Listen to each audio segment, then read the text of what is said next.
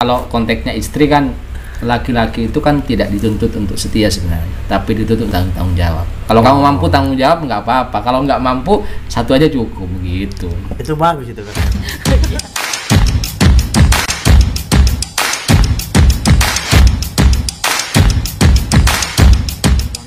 Artinya kan banyak teman, banyak rezeki, pasti nanti ujung-ujungnya banyak akses di situ. Yang penting nggak banyak istri kan.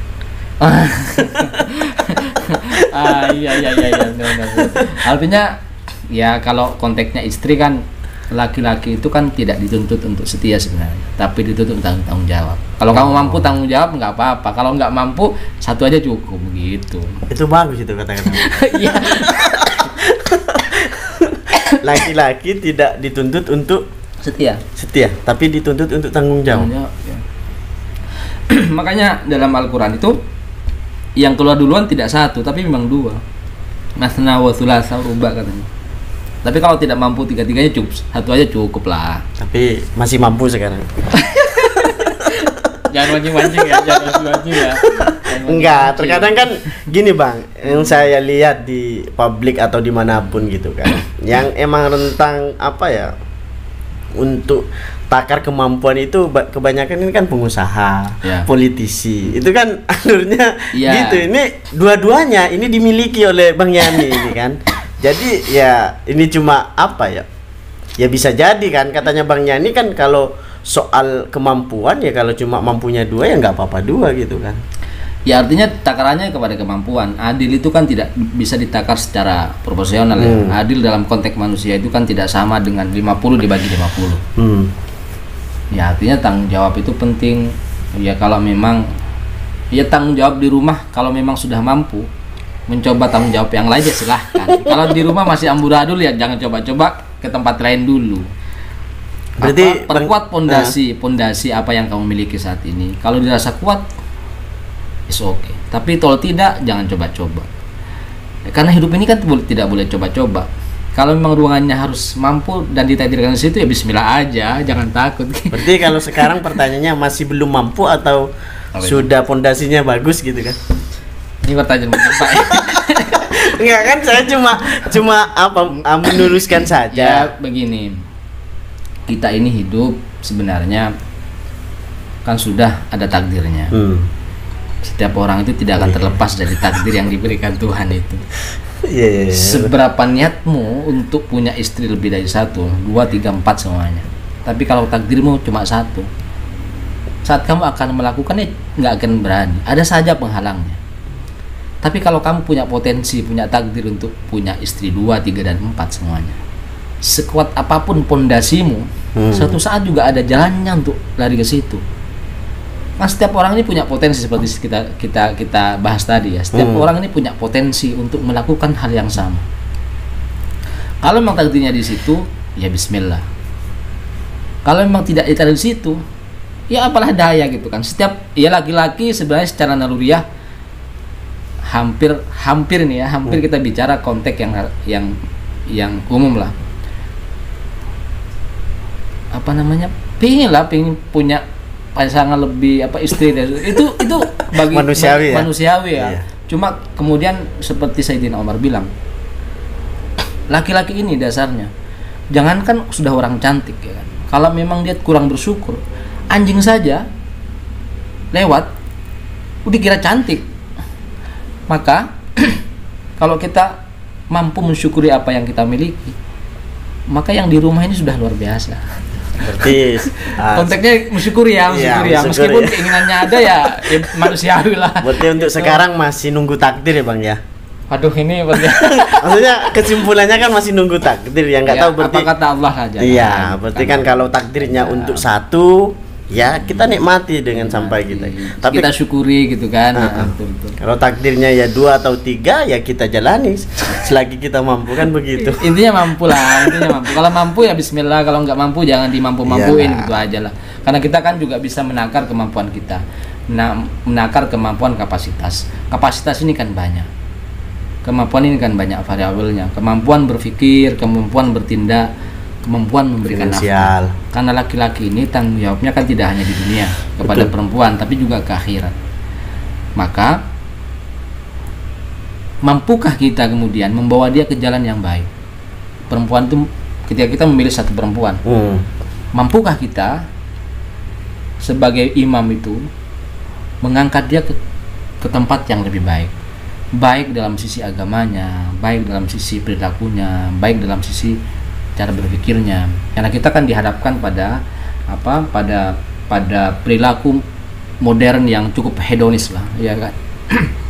Saya suka berpenampilan stylish, suka, karena kita kan harus melihat konteksnya, berhadapan dengan siapa. Mas saya kemudian saya berhadapan dengan salah satu politisi di Jakarta kan, pejabat, kemudian saya pakai sarungan kan, enggak juga. Harus menyesuaikan tempat. Harus menyesuaikan lah. Kapan saya harus gaul, kapan harus formal, kapan harus pakai sarungan kayak sekarang kayak santri. Ya menyesuaikan lah. Packaging kan penting.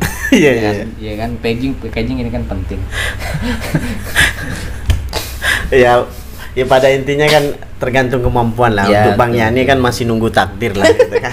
Takdirnya gimana nanti ya kita. Yang penting kita gini Bang, yang penting gentle lah. Terkadang kan banyak kita teman-teman yang masih nggak gentle. Artinya gentle ya menampakkan sesuatu yang benar-benar kita mau gitu kan. Terkadang kan banyak orang melakukan hal itu tapi nggak mau untuk dibilang, wah kita mampu loh, tapi kita nggak bisa untuk menjentelkan diri gitu. Intinya maksudnya ya sudah, kalau udah mampu ya gentlenya dua, ya sudah duanya. Kan banyak sekarang teman-teman bahkan senior kita gitu yang bermain di belakang gitu kan. Kan itu nggak gentle sebenarnya kan.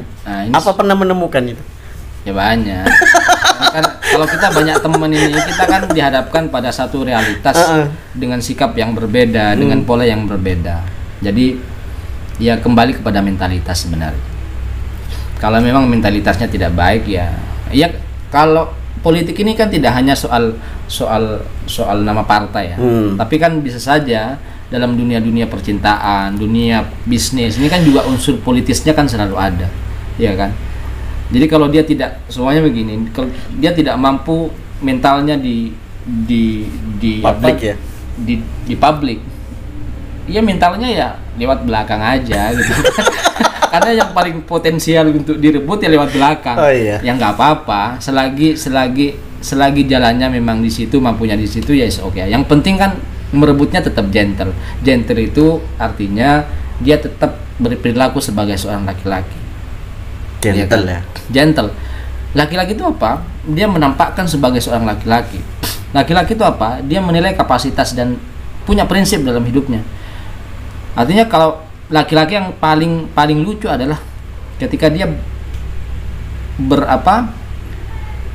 menjadikan dirinya seperti perempuan. Sangat tidak laki-laki banget. Contohnya apa begini? Ketika kita ingin merebut ini, ya kita punya lawan sepadan di situ. Laki-laki gentle dan laki-laki yang punya kapasitas itu, dia akan bersaing sesuai dengan kapasitasnya. Apa? Kalau di sini punya pemikiran yang baik, lawan dengan pemikiran. Kalau sini punya kemampuan finansial, ya lawan dengan finansial juga. Kalau ini kemudian alim, ini punya finansial kuat, nggak apa-apa juga. Artinya ada yang diandalkan. Yang susah itu, yang sini punya kemampuan yang dinilai lebih di situ, kamu malah menggibah, jadi tukang gosip di sini, menghancurkan dia dengan cara yang tidak baik. Itu tidak gentle banget dan itu tidak laki-laki banget. Aku sering bilang, kalau ada laki-laki yang suka ngegosip, laki-laki yang suka gibah, laki-laki yang suka, kenapa tidak dibelikan rok mini saja?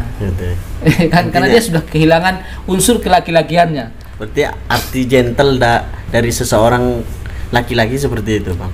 Ya lebih itu interpretasi saya. Jadi itu lebih cara berpikir saya soal laki-laki. Jadi ya laki-laki kan memang harus punya prinsip dalam hidupnya. Tapi dari teori sudah mumpuni sebenarnya ya. Tinggal teori banyak sih sebenarnya. Kalau ngomong teori ya enggak, kalau secara teori sudah, maksudnya sudah banyak juga banyak ya. Buku-buku soal banyak buku sudah kita sering baca lah. Tinggal aplikasinya mau lewat jalur yang mana. Referensi kan sudah ada nih, mindset sudah ada, referensi sudah ada. Apa lewat yang tadi itu kan? Banyak, instrumennya banyak. Kalau apalagi bicara perempuan nih. Bicara perempuan A contohnya.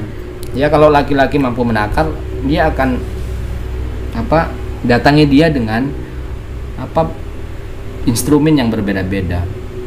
Artinya kalau perempuan ini tidak suka, tidak material semuanya, ya jangan tampakkan kekayaanmu di situ. Tapi tampakkan apa yang dia suka. Karena referensinya ada nih, tinggal mau jalur yang mana, ya kan? Jalurnya ada nih. Cuma kesalahan kita kadang-kadang memberikan perilaku terhadap orang itu dengan posisi yang sama, padahal tidak semua orang mau diperlakukan dengan cara yang sama. Betul. Iya kan? Luar biasa. Enggak, ini kan ada kaitannya juga, Bang, karena lagi-lagi kan Bang Yani ini kan aktif di politisi atau dimanapun gitu kan, pengusaha. Iya, maksudnya apa cobaan kayak gitu ada nggak? Sangat ada ya. Jadi ya seperti kita bilang tadi bahwa dianggap kita hanya numpang nama, dianggap macam-macam lah. Artinya ya kita kembalikan kepada konsep hidup saja. Dimanapun kita hidup, maka siaplah dengan berbagai risiko yang akan terjadi. Ya, pertebal kupingmu, perbanyak sabarmu di situ, biar kualitas dirimu kamu terus tingkatkan. Karena ya tidak ada sesuatu dalam hidup ini yang tidak punya risiko. Betul. Ya kan, artinya ya kamu sebagai presenter semuanya ada saja bahwa kualitas komunikasimu tidak baik. Tapi ada juga banyak yang menilainya bahwa ini kualitas komunikasimu baik. Ya biarkan orang kemudian berpikir atas kemampuan interpretasi mereka, dan kita jangan tergiur atas asumsi, persepsi dan cara kesimpulan mereka. Kita tidak akan pernah berkembang. Biarkan mereka berbicara atas kemampuannya sendiri. Dan kita terus bergerak bagaimana terus meningkatkan kualitas hidup, kualitas berpikir, kualitas bertindak, dan kualitas ibadat. Karena ya apa sih gitu kan, ya nakal sih iya, barbar sih kadang-kadang juga iya, sesat iya juga gitu kan, tapi rajin ibadah iya. Rajin sholat ya, rajin sholat iya. Seperti saya sering bilang sama teman-teman, sebarbar apapun hidupmu, yang penting satu, jangan pernah tinggalkan sholat. Karena apa?